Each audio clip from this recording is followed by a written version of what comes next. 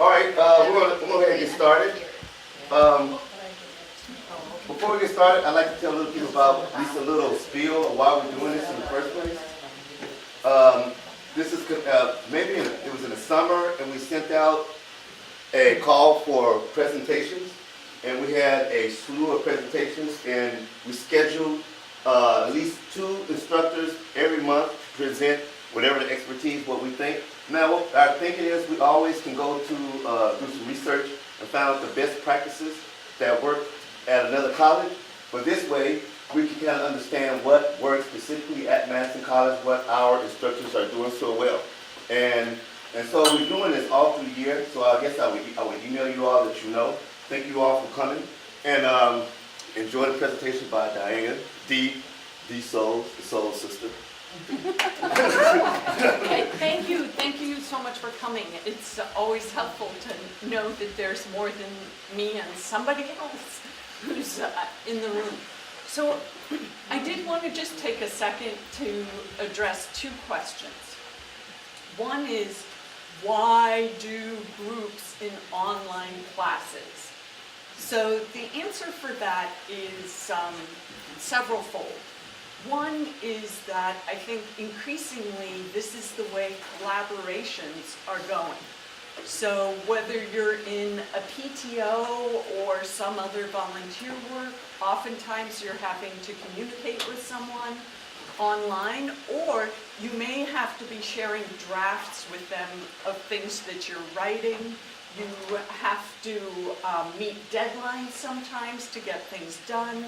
So the practice of interacting in a group format online seems like it's relevant experience for what I imagine people are going to be doing in the future. I also think that for students who are pursuing the transfer program in particular, but not exclusively, the chances are they're going to have to do some sort of collaboration online in their work. Whether you're telecommuting or literally just working with somebody whose office is down the hall, oftentimes it takes the form of being experienced online. So I think there's benefits in terms of skill development, practicing skills and skill development for once our students leave here. The second thing is, when you take a class online, some people find refuge in the anonymity and really prefer not to be known or exposed. But for a lot of people, there's other motivations, and they end up sort of missing this sense of belonging. So having online groups is one of the things I do to try and create a sense of a cyber learning community. And I tend to assign groups that they stick with all semester. So by the end, they really can recognize the voice of this other person and something about not only how they work, but who they are, which in a way I think is much more important.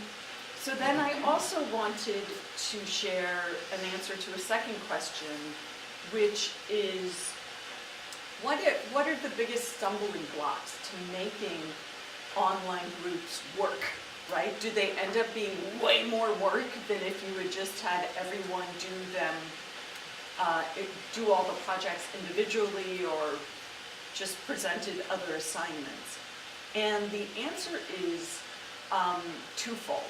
One is that as a parent, I've observed my daughter from preschool from preschool all the way now, she's a freshman in high school, interact in groups, and I've heard from her and observed what direction, training, education has she gotten around how to behave in groups, how to be successful in groups, why groups are important.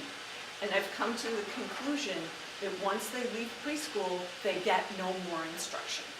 And largely in the K through 12 system, occasionally they're assigned roles to play in a group, but apart from that, there's no concrete skill development. It's that old approach of you walk with your kid to the end of the pier, you throw them into the lake and say, swim. So that has been a source of frustration for students in online classes. So really what I've tried to do with Tina's help, with Angelica's modeling, with benefiting from other people's work, is create structure and guidance that enables students to assume more and more responsibility and develop a better understanding for how groups work and how they can participate. Okay, so that's really where I'm coming at for this. The second part about what makes them difficult, it tends to be kind of a misunderstanding about what the nature of a group project should be and how we structure it. So I have a lot of detailed information on that, and I have much more detailed assignments than what I'm going to present now. So I think I'm just going to create a folder on our Connections Blackboard site and put information in there so you can peruse it at your leisure. And what we're doing right now is a way simplified version just to deal with constraints of time. And it's lucky we have a firefighter. Only kidding. Okay, so what I'd like you to do is, if you are at the home page and you can see the same image that I am, please scroll on the left down to the content word. It's your left sidebar. Click on it. And I've created a folder, Online Groups, November 7th. And as it says in green, click on this folder to go to the activities. So this is a simplified version of what I do with my students. So this is a one-question survey. Please answer it. Please. If you click on the underlined word. Yeah, please.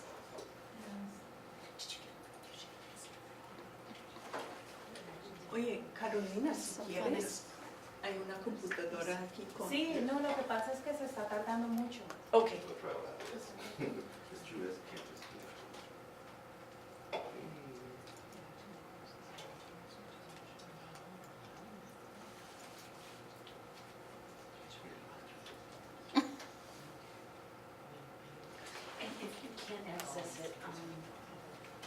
So go ahead and click on whichever character you're going to identify with, not in your whole life, but when it comes just to doing group projects. Yeah. Oh, there you go. So I stole this from Tina.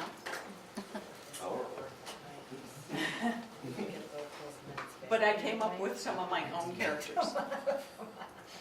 So make sure you hit Save and Submit in the right-hand side. It'll turn red when you go on to that. I'm sorry, I was doing something. Am I taking this one question quiz? And Everybody should take the quiz. So Okay. what's going to happen then, when everybody's completed it, I'm just backing out, it's not really a official way to do this, is that I can go online and get the survey results. And usually they appear in the grading center. So what I'm going to do, just to show you,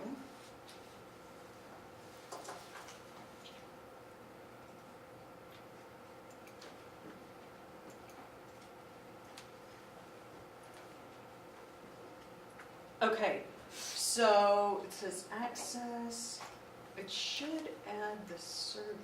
Group preference, okay, so wherever there's a green check, it means you have successfully submitted the answer. The clock indicates you're still working on it, okay? So the cool thing I can do is download results. And I can save these as an Excel spreadsheet. And I like to do that because then I can sort it a variety of ways. I can sort it by last name, Oh, that was the other question I forgot to ask was, please enter your last name, please, what is your last name, what is your first name?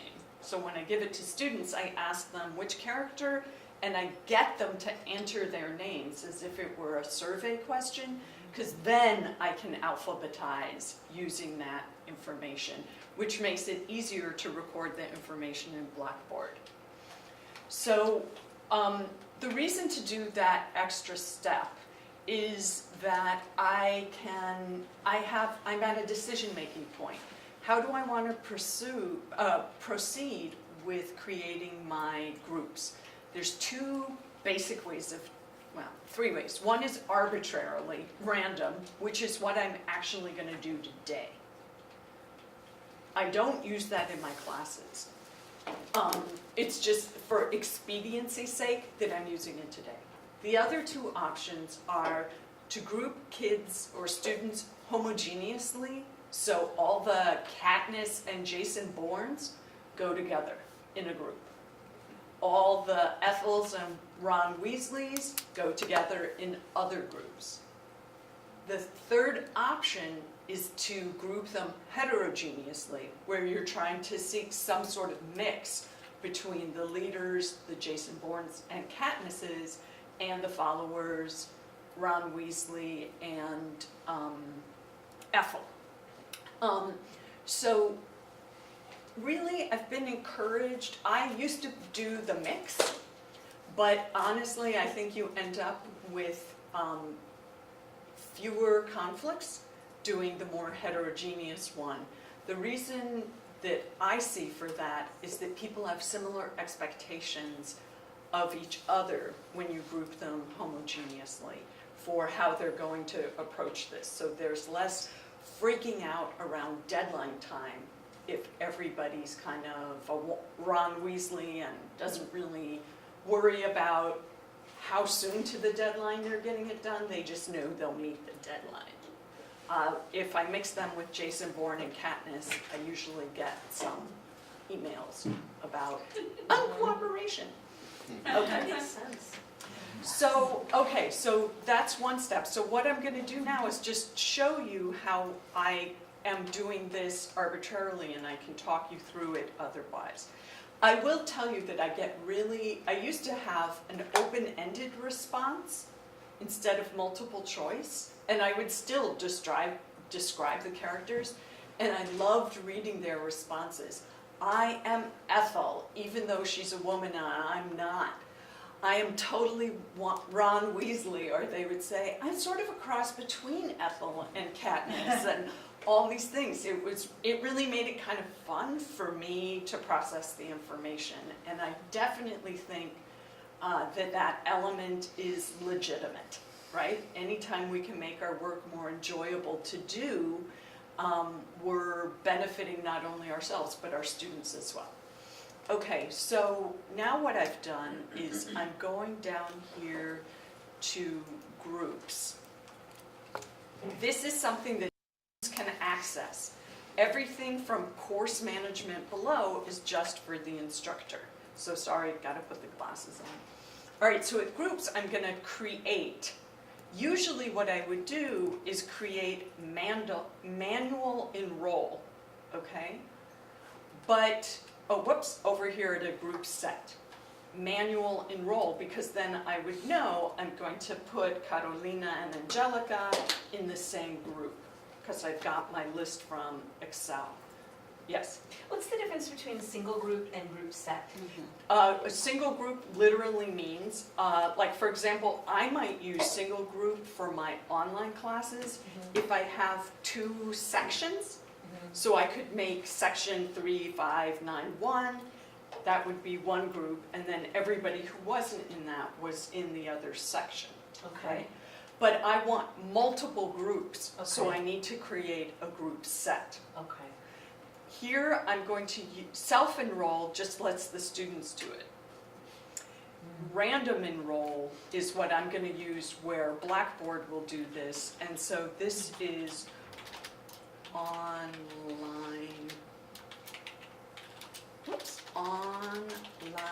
connections. Diane, do you have a different name for each of your groups then? Nope, right now, groups should be visible to students, then this is really important. There's all kinds of tools that can be made available for every group in a set. So I eliminate a lot of things that for whatever reason I don't think are that helpful. And it could be it's not helpful to me, or it could be that I've read about it and found out it wasn't helpful, but I'm just gonna say less is better. So typically, like, I try to think of what's the easiest way for people to communicate to each other. And that's what I'm supporting on this group site. So I've checked, for example, blogs. I just don't feel like everybody's used to writing on blogs and all that sort of stuff. Discussion board, that seems like a good idea because we have to use discussions in an online class anyway, so they could be feeling comfortable with that format or practicing those skills. Email is essential. If we were really going to do this, I would also have file exchange set up. Tasks, it's just a great thing that they can use to create a list of, you know, we need to do this by this point and that by that point. And wiki, usually my group assignments are wikis, and that's what we're going to end up doing today. I say no grading here, but when I do it in the classroom, it would be graded and I would include the points. I'm not going to allow personalization, and then membership. So what I want is distribute the remaining members among the groups. We're going to say there should be, how many people we have? 4, 5, 8. 18. We have 18 people, so we should have 3 people per group. Okay. Then I click on submit, and voila. All right, so we've, yes, Sarah, did you have a Yeah. question? I was a bit confused. Diane, did you say you wanted heterogeneous groups? I'm going for homogeneous. So you want the leaders with the leaders and, oh, and that has been That's been less successful? problematic than Okay. heterogeneous because it's almost like they're vibrating at the same level. I see, Mhm. okay. And so obviously I didn't emphasize homogeneity by just doing a random assignment for demonstration purposes. But let's see what it looks like if you go to Online Connections 1. It tells you that Charles, Kathleen, Sandra M, and Karen, who I don't see, right, are collaborating. So it's going off of the roster. And your tools that are available for communicating or completing this assignment are a discussion board, a list of tasks, a wiki, or an email. So let's say I want an email. I click on that, I can select all of your names or some of your names. Send you an email. This one's coming from me, but it could come from any one of your group members. And what's cool is it only lists your group members. And then I say blah, blah, blah, okay? The group wiki we'll get to in just a minute. The discussion board, it creates a discussion board and you create a thread. This is just like you would do in a regular online discussion. Can I ask you a question? You most certainly may. One of the challenges I've had with creating groups is, for one thing, I gave them all different names, which is probably a problem. Then the other thing, I usually list the discussion board in the weekly content, you know, activity, something to do. And when the students have gone in there, they're not quite sure, I don't know, more than one choice has shown up for some of them. Sure. Is that because I gave them all different names, or, I mean, they should have been in one group, right? So you mean, let me try and clarify, Sandra, what you're talking about. That if let's say I have a discussion about the colors of the rainbow. Mm-hmm. And I have several groups that are Roy G. Biv, right? So I say to I want all of those separate groups on the Roy G. Biv label to be able to see the same discussion post that's about rainbows. Then what I would do is not give them a group discussion board, because that's for them to talk among themselves. I would just link it as a discussion for the course. And then I would have a course link that takes them to that discussion board. They can talk. Am I correct, Nancy, that the discussion board in the group setting is for that group? That group only. And not for anyone else? Is that what you want, Sandy, just for that group? Well, actually, they might all be asked the same question, but I want them To to be in collaborate their just group. in their group. Then you would have to create it in the group, right, Diane? You could create it in the group, but the other thing that I have them do is talk among themselves or communicate with each other, create one group submission, and then post that as a group effort. That feels really important to me, and it also supports one of the things that leads to success, which is providing opportunities for groups to break up an assignment into multiple pieces that can be delegated and worked on somewhat independently. And it also creates a potential role for someone to play as an editor.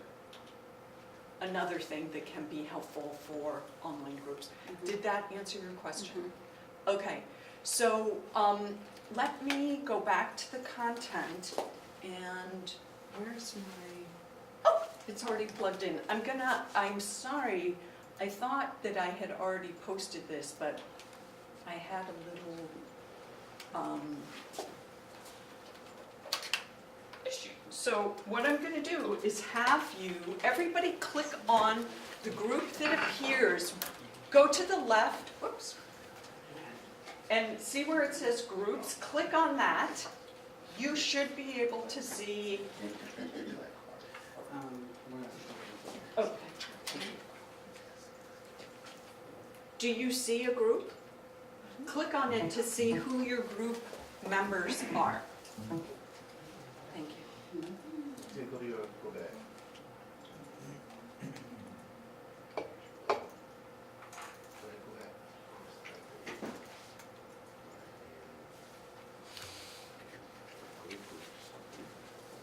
Oh, I know what this is. I know what this is.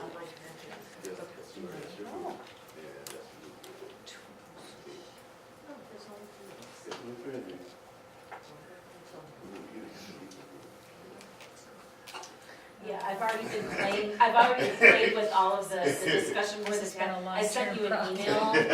You're I one of just- those types. Well, I just wanted to see what was, Nobody sent us message? I wanted to see what was going on, and so I just sent message. I don't see you on here. No, Sarah? I'm not in your group. Oh, No, I was talking I to her sent right my here. group a message. Yeah. Oh, I thought I when want to Sarah send said, my group a No, I was message. yeah, talking to send her, I your was group a like- message, I was yeah. like, ooh, you. I wanna send I my did, group a I message, sent, but I I'm made not a sure task, what I made a to do. wiki. Oh, I just send wanted to email. see what would Yeah. happen, because I don't get to see what happens from the student side ever. Yeah, that's interesting, isn't it? Yeah, I just wanna see I got how you different now. it is. Okay, good, yeah. That's funny.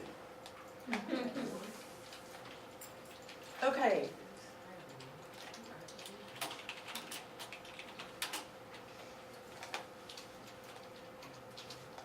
Okay, so now you can see, if you go back to the content page, underneath where I had the folder, whoops, I should actually move it inside. Move. All right, if you open up, sorry, destination folder. Okay, we'll get this nice and tidy now. If you go back to the contents page and you see that one folder, it's moving a little slowly. I have inserted your assignment that you are actually going to do with your group. So this isn't chat across the computer, right? This is, I'm pretending I'm in an online class, so I need to Okay. find ways of communicating with my cyber buddies. Oh, cool. So is everybody seeing what I see? Okay, where it says under group preferences, group wiki 1. Click on it. Now, I don't know why I have to click again. Does everybody have to do that? Oh, yeah. Where it says group wiki 1, make sure you click on that every time it appears. And I'm encouraging you to use email to communicate with your colleagues. You don't have to, but for the sake of simplicity, that's what I'm doing now. Usually I have the students identify what method of communication they prefer. Here is also part of the reality of online courses, and it's potentially an issue with group assignments. So one of the things that I've done is I've created a much more elaborate first assignment for students, in which they identify not only a group name, but also how to contact each other. So they post all of their contact information for one another. They post information about what other things are taking up their time. They post information about a group decision on the best way to communicate, like via text, via phone, via email.